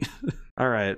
Metroid Prime Remastered. Oh, this one's an A tier. That goes with Bayonetta. I'll put it slightly below. I got lost a number of times playing Metroid Prime, but I had a very fun time with it. I think actually finishing the game and getting to play it really helped me understand it. I only played the intro as a kid, and I never really got to finish the game. Now as an adult and finishing the game, I see why everybody loves Metroid Prime, and why I understand the pain of everybody who saw Metroid Prime 4 and did not play it. But Metroid Prime 1, that's pure gas, as they say. It's an excellent game. The exploration's fun. The gameplay is excellent. There are times where I got lost and kind of frustrated, but that's me and Metroid in general. I think Metroid Fusion is a great testament to that. But it was fun. I had a lot of fun with this one. And even with my frustrations, I do understand how good it is. So, very excellent. Very good. Let's see. My beloved Shin Megami Tensei 5. I played the Vengeance version this year. Well, in 2025. I think I hold to it. That's probably one of my favorite. It's probably my favorite game of all time. I think I'm going to put it up. You know what? I'm going to put it between these two. I think of all the big RPGs I played, Shin Megami Tensei 5 is probably my personal favorite of all of the role-playing games I've ever played. And Vengeance made it even better. In terms of games I've played, it's one of my favorite of all time just because it does something that I think Legend of Dragoon and Final Fantasy IX did pretty well, was just sometimes you just gotta let a cool thing happen. And so in the case of Final Fantasy IX, it lets moments hang, it lets moments be, and you get to savor them. In the case of Dragoon, same thing. They know when to let the story play out without words. And in Vengeance's case, they do a lot of things with words and without them. And also the addition of the Kadishtu was really cool. I thought it worked out very well. Fantastic game. The mechanics are great. The music is absolutely cracked. Excellent, excellent stuff. Very good. Let's see. Sonic Racing Cross World, another S tier. Yay. I'll put this right here. I think Sonic Racing Cross World is probably the best racing game I've played. Probably one of the best kart racers ever made, actually. I think it's the high point of all kart racers, strictly on the basis alone that it's distilled all of the good things in kart racers and boiled them down to the absolute best versions. It does so through a lot of different things. You know, the ability to customize, the customization, the characters, the karts, and the options for all. Lots of characters, and those are being added to all the time. A lot of kart parts, which are being added to all the time. And also just the base gameplay feels so good that it's rewarding to get into and learn, as well as rewarding and fun to just continue to enjoy. The course selection is very good. There's very few tracks that I find at all like I don't want to be there. Sky Road is the only one I'm like, please stop making this the lap 2. I swear to God. Excellent, excellent stuff. Moving on. Super Mario World. I think this one's an easy S tier. I'll put it here. Only because I think it's one of those games that it's another one that needs no introduction type thing. I think Super Mario World is probably the best 2D platformer that Mario's ever been in. Bar none, you know? It's kind of like there's very little else to say other than it's probably one of the best 2D platformers of all time. And a lot of it comes down to course variety, the level design being just as strong throughout the whole game, power-ups being fun and meaningful, and Mario's movement being snappy, responsive.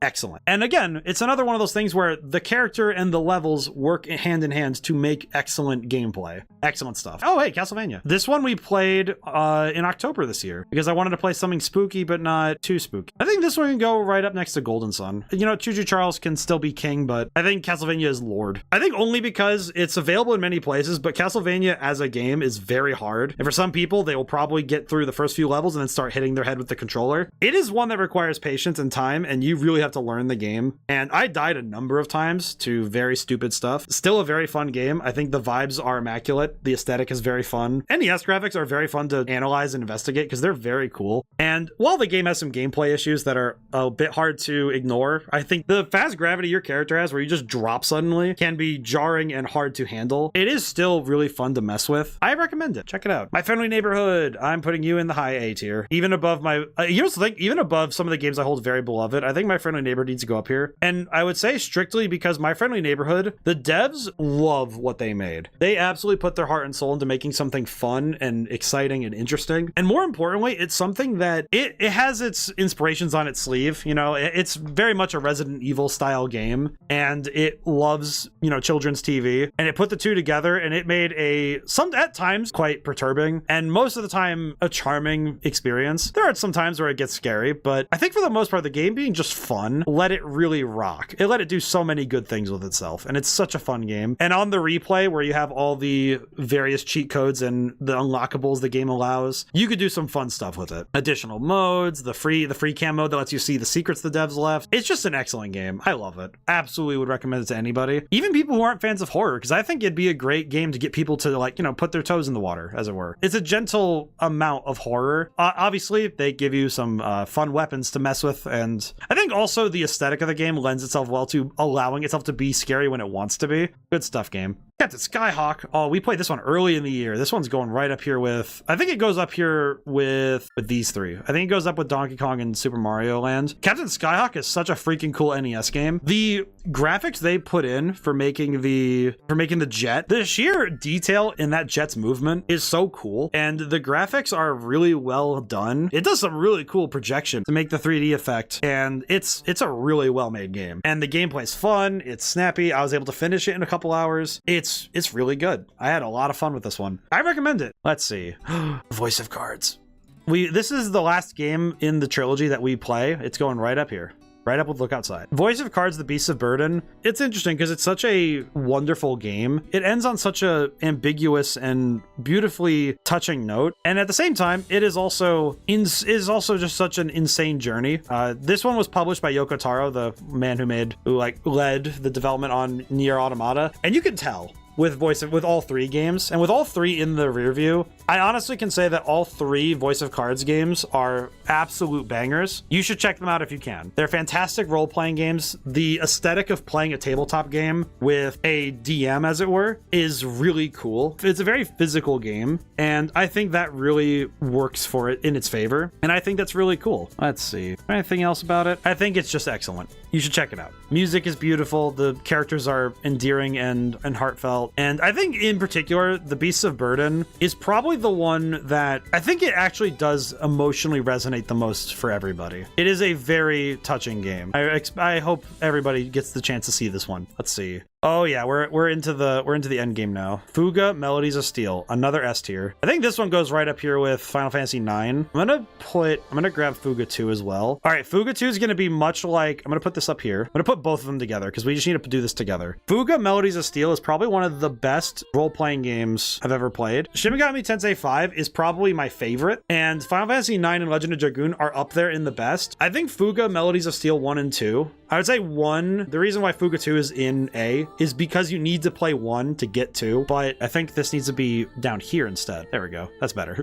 That makes more sense to me. But it's more like you have to play 1 to get 2, but I recommend you just play all the games. I'm playing 3 starting next week, so I am definitely finishing the trilogy out. These games are fantastic. The characters are masterfully written. The music is stunning, and I think the world building they put down for it, it's so dang interesting. It's beautiful. It's a beautiful game. It's beautifully realized. It's a masterpiece. Both games. I think the things that would turn away a person are superficial at best. I think once you get into the game and you start playing, you will understand exactly what the game is going for, the story it's going to play. The way the game handles itself is absolutely excellent. The turn-based combat is also something that's so innovative. It is constantly keeping you on your toes, and it always makes sure that you're using your time wisely, because you only have so much time in a run, both in battle and out of battle, to make things work. The way that you have to prioritize your time is vital to the gameplay loop, and it's beautiful. It's really well handled. It's such an excellent game on the game design standpoint and the story. Absolutely beautiful. I appreciate it. Let's see, Firewatch. I played this one early in the year. I think this one's gonna go near Sifu. I think the only thing about Firewatch I would say is my major point is that it does have some issues in regards to gameplay, because some of the gameplay I think for some people will feel very quiet. It's a very contemplative experience. So if you're not particularly into what people call the walking simulator, I think this game would only solidify your issues with it rather than help it. I think the story it tells is very good. I think the ending is a little too long, but I think the the way that it handles its reveals is cool. I think it's got some interesting twists. Overall, it's a good game. I think it's much more a fascinating narrative told through the video game medium rather than being a outstanding video game. And I think that works well for itself as an experience, but it is a very well made game though. So overall, good game, but not my favorite of the year. Let's see. Halo 2. This was very recent. I was on Emeraldo's stream and we tried to play Legendary. I think Halo 2 will go somewhere over here. Similar thing to Halo 1. I think recommending it is very easy. It's very easy to play now. It's got some excellent stuff going on. I think Halo 2 is an excellent game. I think it could go above Halo 1. I think Halo 2 is really good. It expands on the things that Halo 1 did. And I think the ways it added to the gameplay helped it a lot. I do think some parts of it are very different when you're playing on Legendary, but as a game, of course, it has all the different difficulties, so you can check out all of the different ways the game can play. And I think its legacy stands very strongly. So it's one of those things that once you play it, you'll understand exactly what it's going for. And if you like watching people play this game, there's a reason why Halo 2 is one of the most revered FPS games of its time and in general, like of all time and of its time. Very good. Let's see. Yu-Gi-Oh! The Falsebound Kingdom. Okay, this one's going up to A tier. Strictly on gameplay. Recommendation, it does have one issue, and that's that it's only for the GameCube. It's a very good game. It's basically Fire Emblem, but Yu-Gi-Oh! Monsters. So you form a team of 3. You have this team of 3 move with a leader. A character from the Yu-Gi-Oh! Anime will be their commander, and you move around on a map and you try to strategically hold positions and take other positions. You basically do turn-based combat with these teams of Yu-Gi-Oh! Monsters. It has leveling up. It has, these really interesting RPG mechanics that are very simple, but they're interesting once you put them in the scope of a strategy game. It's a lot more in-depth than you'd expect, but also very simple. In terms of the individual mechanics, it's very simple, but in terms of how those things intersect is where it gets more complicated. As a game, it's very fun. I had a lot of fun with this one. I only did Yugi's story. At some point this year, I'm going to try to find time to do Kaiba and Joey's story. I might need to just play them on my own time and enjoy the game and just enjoy the game, talk about it later. That might be how I have to handle it. Hopefully I could do more of this game, but if not, I will try my best to play these and report back. Alrighty. A very excellent game though. It looks really good. Music's cool. Love it a lot. Heretic. Oh, this one can go, I think it goes right here next to, no, it goes next to Castlevania. Heretic we played very recently, and it's a shooter in the style of Doom, but with magic and magic spells instead of the usual guns and such. Honestly, it's surprisingly good. I think one thing that helped the game a lot is that it built its levels to be more focused on long hallways and wide areas and letting the player move and have breathing room. And it also breaks itself up similarly to Left 4 Dead 2, where it has episodes of levels that you can go through and play. I think that breakup and allowing you to have these contained experiences to play is great for the game, letting you have a moment to breathe and also giving you some goals to go for. And overall, as a game, it's quite excellent. It's really good. I had a lot of fun with this one. And the weapons are fun. The controls are responsive. I played it through the Xbox version, which was overall very good. So I think a lot of people would have a lot of fun with this one. Moving on. Let's see. Next is Akane. Ooh, this one was very early in the year. We played this one. I think this one's it's kind of like Dead as Disco, where I think the vibes of the game are very, very strong and the gameplay is excellent. You can only take one hit and then you die. And the goal is to get a high score. There is some external unlocks and there are some things you can work towards, but the main goal of the game is to just get good, to practice a set of skills and master a system. Basically turn an entire crowd of enemies into Swiss cheese. It's a lot of fun. I think the way the game is designed it's elegant in terms of its simplicity. It's just, here's the enemies, go win, right? Excellent game. It's on Xbox and I believe it's on other systems, so I would recommend checking it out. Oh, Slay the Princess. We're putting you in S tier. You know what? You're going up here. I think Slay the Princess gets to go to the top. Yes. I think Slay the Princess goes to the top for one reason only, and it's that the developers have such a deep love for their game. This is a game that it is classified as a visual novel. You never feel like it's a visual novel when you're playing it. It is a story that happens and you make choices, and those choices will lead you to all sorts of places. And the story therein, it's a love story. And it's probably one of my favorite stories I've ever gotten to take part in. I don't think any other game could have taken the top spot this year. And a lot of that is just because the writing and the way that it handles itself is so masterfully woven in with the voice acting, the artwork, the music. Every piece of it is working in harmony. I love it a lot. and I'm grateful I was made to play it more than once. I played it first because someone recommended it, and then I played it again, and then I actually wrote some poetry about the game, which struck me to do for the first time. I haven't written poetry in a long time. Absolutely gorgeous. I don't think I've seen any game use the visual novel space any more effectively, and the only one that could contest it would be Scarlet Hollow, the developer's other game, and I haven't even gotten to see it yet. So I need to get on that sometime. Most excellent. Let's see. We only have a couple more left. I think I'm gonna take this one real quick. Gartic Phone. I'm gonna take this off the last because I think the last game we want to talk about as a game. We're gonna do that as its thing. Gartic Phone, I think, is a solid. I think it's gonna go up here in the B tier. I think if you're playing it with, again, it's one where you have to play this one with friends. It's a multiplayer game explicitly, and I think if you have people in your friend group who aren't particularly fond of drawing for other people, it's very hard to get them to play it. But the game's made by the fact that everyone's not going to be great at art. And overall, it's a very fun game. Very silly. You get to really just enjoy making goofy stuff. I played it a number of times this year, and I believe I played it once for a collab. And yeah, just overall, very funny game, and it lends itself to many new inside jokes with your friends. All right, Marvel Cosmic Invasion. I'm going to put this right up high in the A tier. I think right between Anatomy and the Game Boy games.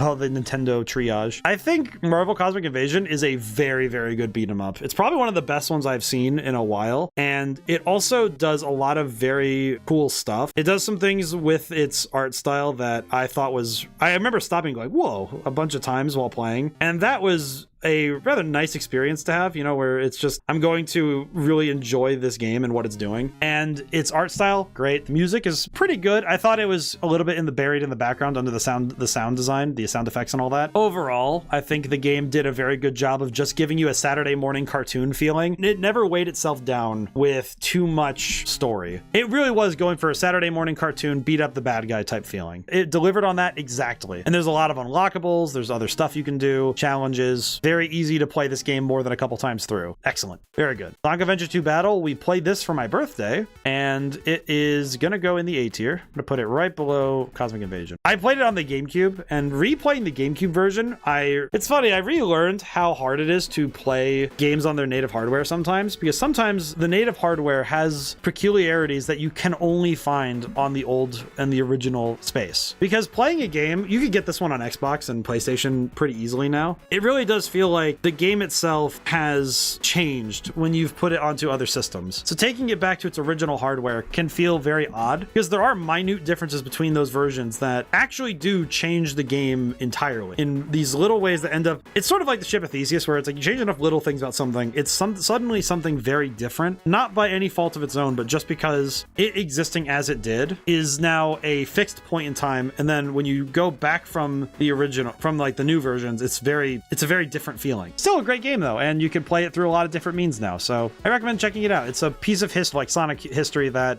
it still plays very good. Very good. Alrighty. Scanner Sombra. I will put this in low A. I think it's similar to Enna Dream Barbecue, a game about digging a hole, and I would say even Spooky's Jump Scare Mansion. It's one of those games where it has a main hook, a hoist, and that is its entire thing. But it does more with it than simply being a thing about this thing. Like Dead as Disco, it has the music. Enna Dream Barbecue, it has the weirdness of being in the same universe as Enna. Digging a hole, dig a hole. Spooky's Jump Scare Mansion, it has jump scares. Scanner Sombra, you have the LiDAR scanner and the goggles, and it still finds ways to really fascinate, ways to show the player things that are new and interesting. And I think more importantly to me about, especially with Scanner Sombra, its gameplay mechanic with the LiDAR is eternally interesting. It's fascinating. It's fun. I say fun but it's mostly that the contemplation of a setting and the walking through this cave, the serene joy of exploring something, and then you're given context for it later, and it does add a emotional depth to it that is a little bit perturbing, to be honest. It feels wonderful to explore, and it's a very good experience. It's only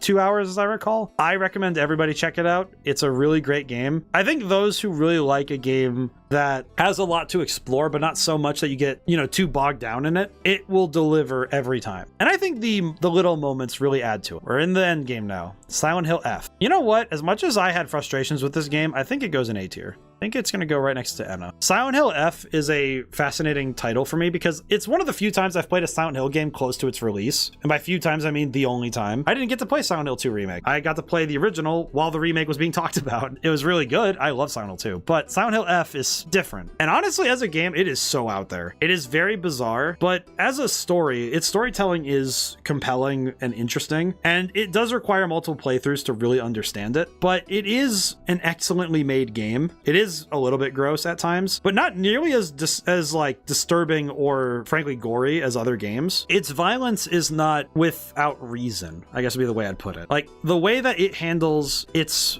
darkness is done in a way that's elegant and purposeful. It feels like it's not trying to just gross people out or to scare people without reason. It's a scary game because it's dealing with topics that for some people are very scary. And it's dealing with them in the most vicious way possible. And I think that's fascinating. I think it really is a fascinating experience to go through. I do think for the players who are less attuned to horror, it'll be hard for them to get through. So I hope that those who have a hard time with that will be able to handle it. So very, very good game though. Very excellent. Sonic and Shadow Generations, that's an S tier game right next to Crossworlds. I think it goes right below it. I believe I played through the game, or I played parts of it. I played parts of it on a stream. I remember now. I played it in passing during the year, and it was kind of weird, frankly, to do it the way I did, but I did have fun with it. Overall, it is one of the best Sonic games ever. Sonic and Shadow Generations is great because it's Sonic Generations, an already great game, stable to the best Sonic game, Shadow Generations, because Shadow Generations is probably one of the best designed Sonic games. It's a fantastic game.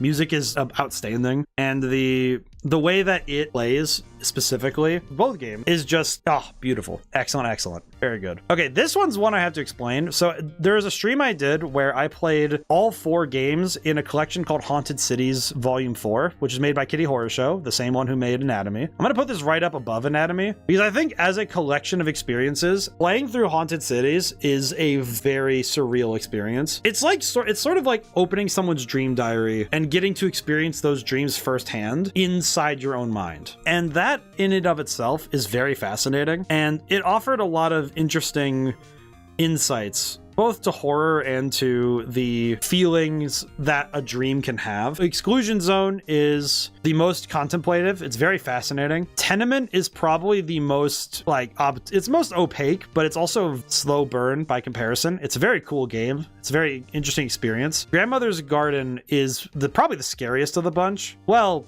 second scariest, because I think the scariest moment of all of the games, the scariest overall is Grandmother's Garden, but Lethargy Hill probably has the scariest moment with, I'm gonna call it the horns, but they're free to play and they're on itch.io. So if you check out Kitty Horror Show, go check out the Haunted Cities. That is some art right there. That's beautiful. Let's see. Okay, we've covered all but 2. Zenless Zone Zero. You know what? You get to join the bottom of B tier. I feel like Zenless aged for me in a poor way. Part of it is, I think, my growing inability to stay locked in certain gacha games. Zenless is probably the most direct in being a gacha game. And I think the gameplay itself, the hack and slash gameplay, is fantastic. It is a very beautiful looking game, but it certainly doesn't do more to hold me in on the gameplay side. I thought the story felt kind of, it's all right. And I think if it's your first Hoyoverse game, you'll probably enjoy it. If it's your second or third, you'll probably start to see a lot of the parallels between it and the other Hoyoverse games, and you'll probably trim down to 1 or 2 of them. Because it seems to me that it's probably best to choose one of their games and stick to it, rather than play all 3, or however many there are now, because there's a lot of them. But in any case, still a well-made game. I think its gacha is a little bit too strong, and its character designs are a bit too direct. I do like some of the character designs, but I think at times it's a bit too in your face with what they're trying to sell you on. But overall, still good. The World Ends With You. Oh boy, the last game of the year that we're talking about. I'm putting this up in S tier. I think it goes right next to Beasts of Burden for me.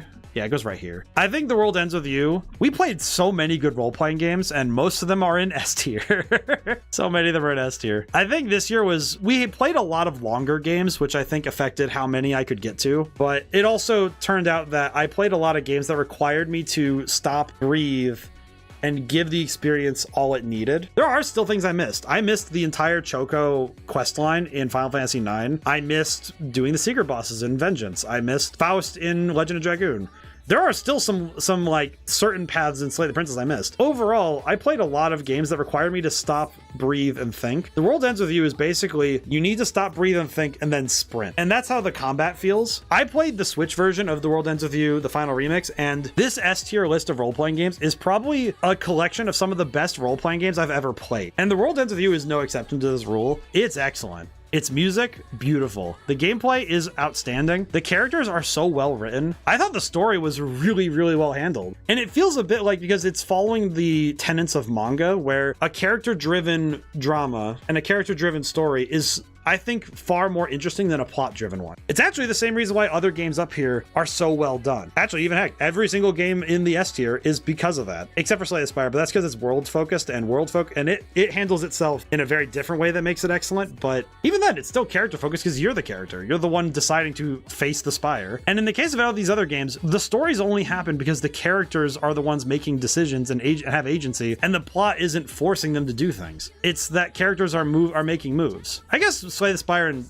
Sonic Racing will probably just be like, all right, these ones are experience focused ones, not story driven, so we'll just leave that alone. But it's that when characters make decisions and those decisions matter, that's the important thing. That's the most important thing for storytelling, especially in a video game, and how we handle storytelling in this medium. I think the other games in this list, like the A tier, similar thing, where the experience, either the gameplay and the experience is so strong that the story, if there is a story, it can sit back a little bit and it lets the gameplay and the other aspects of its experience take over. In the S tier, it's that all of them work together in unison to create an experience that is only doing the best it can. I think the B tier, it's that they have an exceptional thing going on and the other parts of it are just, oh yeah, they're doing all right. And in the case of C tier, well, Avowed just, whatever. I'm gonna ignore the C tier. Pretty much every game on this list is doing something exceptionally well.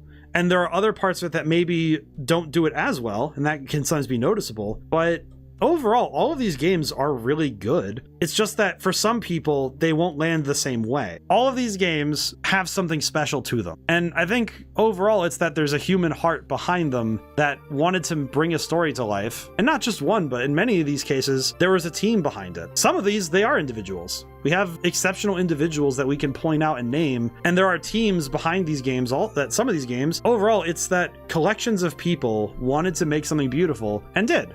Sometimes that beauty is something funny or silly. Sometimes it's something scary or, heart-pounding. This is why I love video games. It's like all of these things are so good. I think each game, in turn, wanted to show us something we didn't know of ourselves and show us something we haven't seen before. And that worked out really well. So yeah, I'm happy that I got to play this many games this year. Happy I got to share many of these experiences with you guys. And yeah, this is the tier list for the year. I'll put up the final picture in like a moment or so. Thank you all for coming by to see this.